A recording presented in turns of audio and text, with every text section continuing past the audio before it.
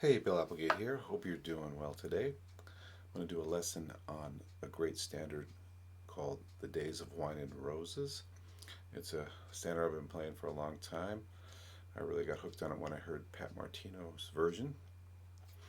Uh, so let's get started. I'm going to do the comping, the head, and then a written out solo, and then I'm going to improvise the solo. So let's get started with the comping.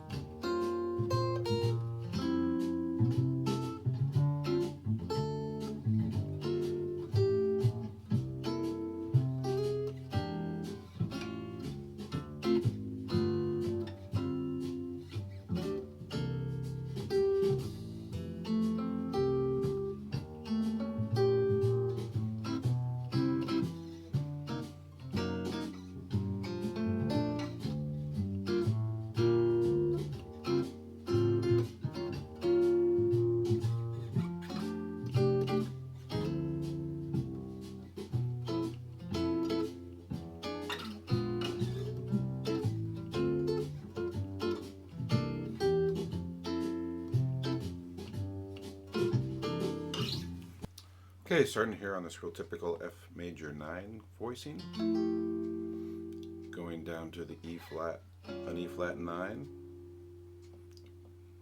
drop 2 voicing in the middle 4 strings, and then adding a sharp 11 there. Okay, I really like to use this voicing of an A minor 7. Okay, it has the 5th, 3rd, 11th, and 7th in it.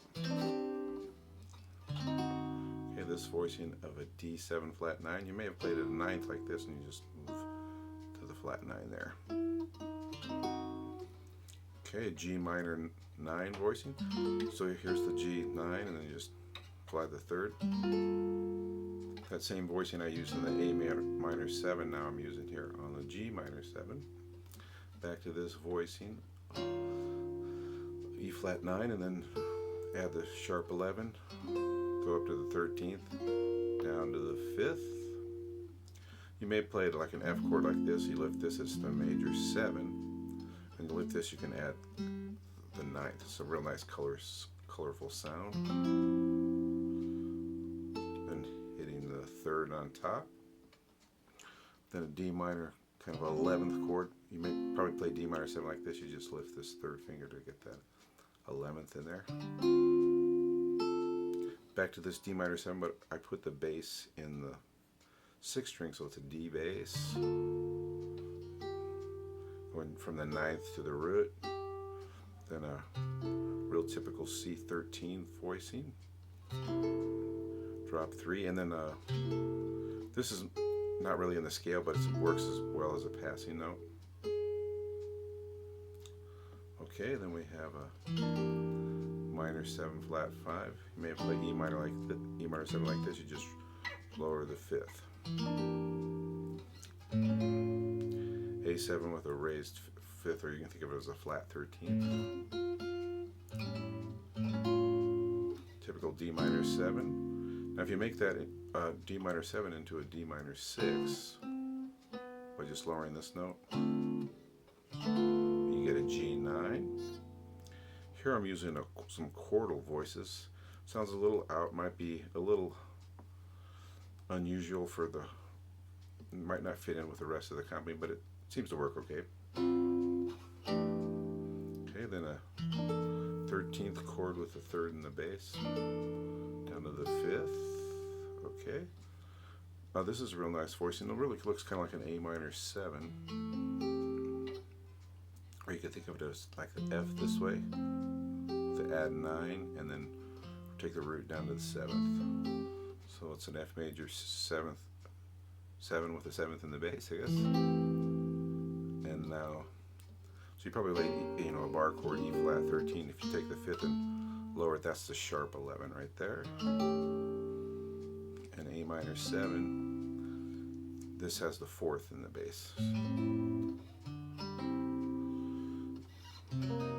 A real nice dominant seventh voicing with the seventh in the bass, 3, and then this is the flat 13th and the flat 9th. Okay, looks like a B flat minor 7, but it works as a G minor 7, flat 3rd, flat 7th, 9th, and 5th. Notice this is the same voicing I used on the F major 7. If you play it here with the 5th in the bass of the G minor, you get the G minor 7, 5 root, flat 3 7th, 13th chord, with the 7th in the bass. Then you keep this note and then you go to the 9th. A 6/9 voicing there. 1 3 6 9. So here's the 9th, just taking the 9th chord, just taking the 7th down to the 6th. This looks like an F major 7, but it works as a D minor 7, just kind of like the G minor 7. Think of it in relationship to that. Okay, now if you just take this the note here and flat it a half step, you have a cool voicing for a minor 7 flat 5, flat 5, root 11th, flat 7th. Okay, this looks like a diminished chord. It's basically an E7 with the flat 9th in the bass. And if you just keep that same shape, move it down a couple frets, you get just an inversion of it. Okay, jumping up here, A minor 7 with the 7th bass. You might think of it as, as a 6 chord, C6. Remember C6 and A minor 7 have all the same notes in it. So, and this is that same chord I used on the A minor 7 with the 4th in the bass. So what I'm doing here in this last line is keeping this A note like a pedal tone all the way through that last line. G minor 9, C13 with 3rd in the bass, F major 7, G minor 9, C13. Okay, there you go. There's the comping. Let's go ahead and look at the head.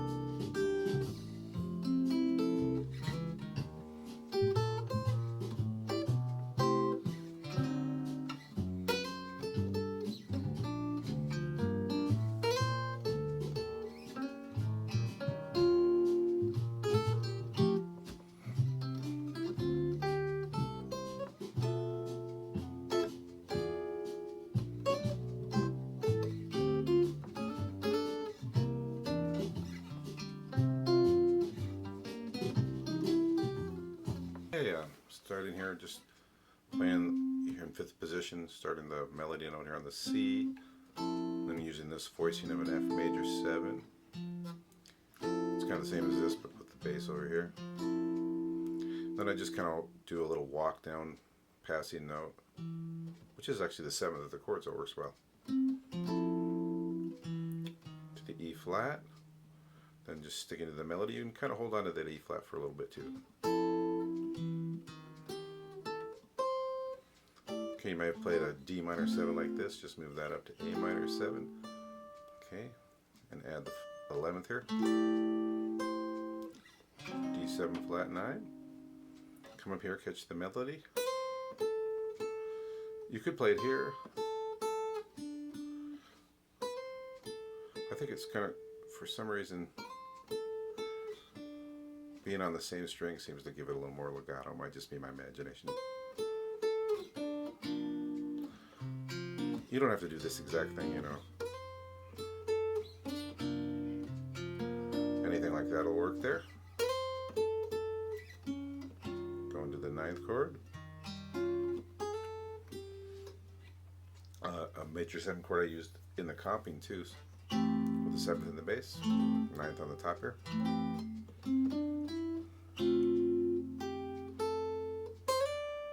Okay, just a regular D minor 7 here, starting on the 11th here or the 4th. Same chord I used here on the A minor 7 with the 11th here. Nice 13th voicing going down with the melody. So you have an E minor 7 flat 5, and then you just add the 4th here to catch the melody note. Same thing on the D minor 7 with the 4th here. G13. Okay, here I do the G minor 7 like this, but I start here on the 9th and just do a little counter melody in the bottom there.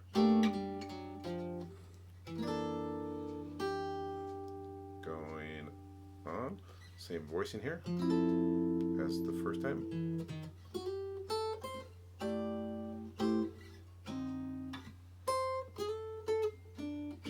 All the same as the first time.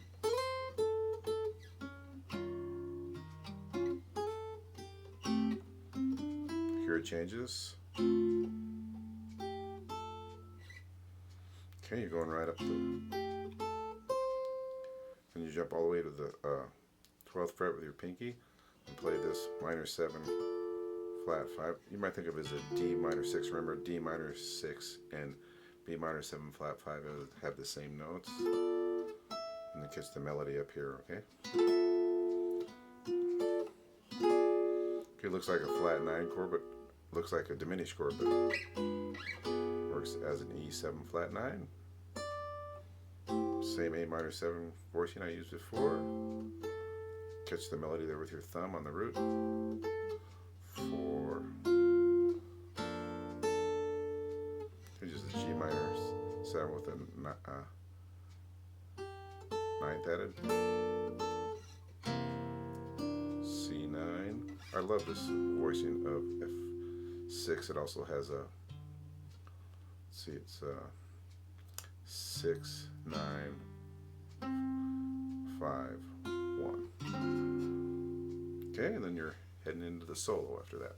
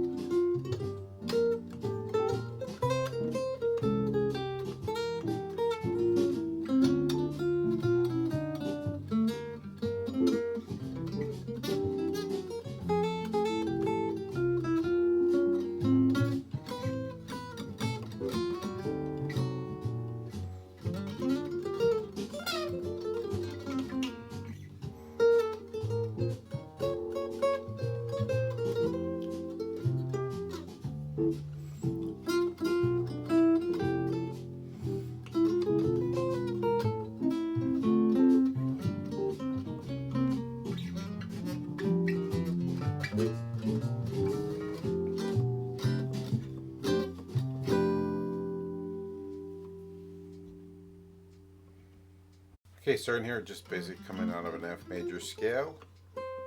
Do a little octave displacement there, sounds really cool.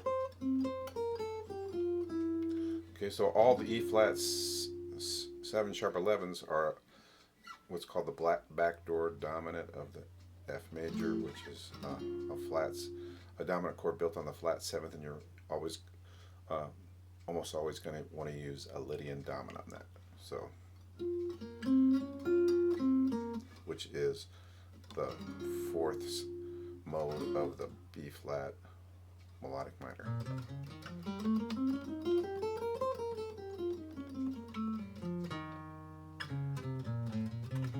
Of course, starting on the E flat, okay?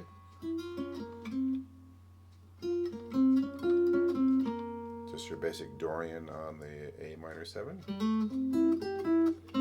For the flat 9, I'm thinking, if you're thinking scales, you would be thinking of the 5th mode of the G harmonic minor, which will give you it's the same as a Mixolydian with a flat 9 and a flat 13. Here I'm just using a B flat major 7 arpeggio over the G minor 7 chord.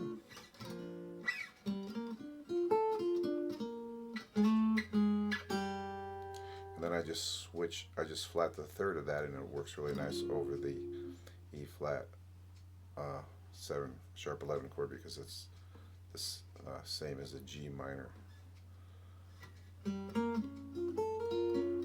as a B flat minor, sorry, which is the mode that's built on. Let me explain that one more time, make sure it's clear. So the B flat major 7 works well on a G minor 7, and a B flat minor major 7 works well on an E flat 7 sharp 11. You can even see the notes there: sharp 11, 3, 5, 9, sharp 11. Okay, I hope that wasn't too confusing. Here we're now back to F major 7. Then I'm just doing an enclosure around the D, and then an enclosure around the F on the D minor 7. Little chromatic lick here on the G minor 7, going up to the 5th to the 7th. Threw a couple chords in here. C13 to the 9th, the 13th to the 5th, and the melody there. Okay, and that's the 9th to the root, and another 13th voicing, so it's okay. E minor 7 flat 5. Really just use an arpeggio. Remember, E minor 7 flat 5 is the same as a G minor 6.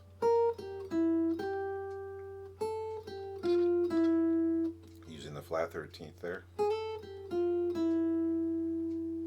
So remember, that'll be the 5th mode of a D harmonic minor. Just a straight 2/5 here in C, so all chord tones there, and then a enclosure around the 3rd of the G, and then just starting up here using the G Dorian, starting on the 3rd and just going down the scale, and C Mixolydian. This is a really cool little thing. It's 4ths, but it still works out as the 3rd, 7th, 5, 9,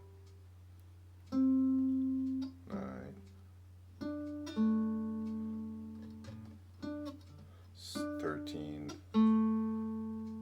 3rd, 7th, 4, and then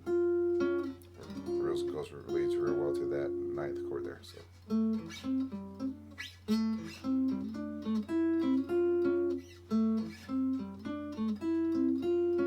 It's a really cool sound. Okay, then just continuing here using the Lydian dominant of the E flat.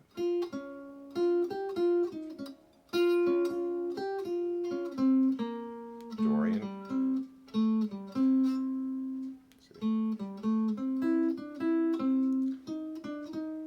Flat 9, root, flat 9, third.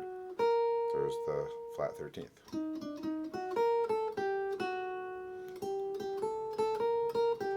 This is a lick I like to use. So it's basically a B flat major 7, just like we used before. This a B flat major 7 arpeggio. Works really well on that. Then closure around the third of the E flat, and then continue with a Lydian dominance type lick.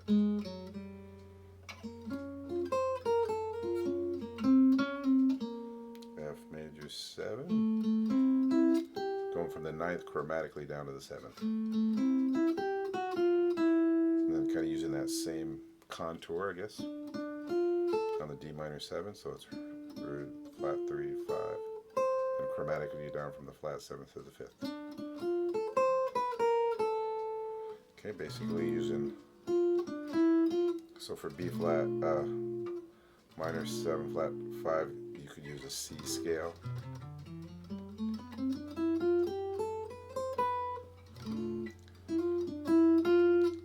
Mainly arpeggio notes. And then using that same kind of idea that works really well on the flat 9. Just have to change the last 2 notes.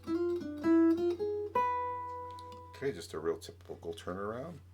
3, 5, 3, 5, 7, 3, root 7, 3, 4, 5. And the same voicing I used in the head. Okay, and then after that I improvised. Okay, there you have it. A look at Days of Wine and Roses, a great standard to know. I've been playing it forever, and I still like playing it. I love playing it, actually. Remember, you can get the PDF at BillApplegateGuitarist.com. You can also get the backing track and a recorded example. I hope this was useful, and you guys have a great day.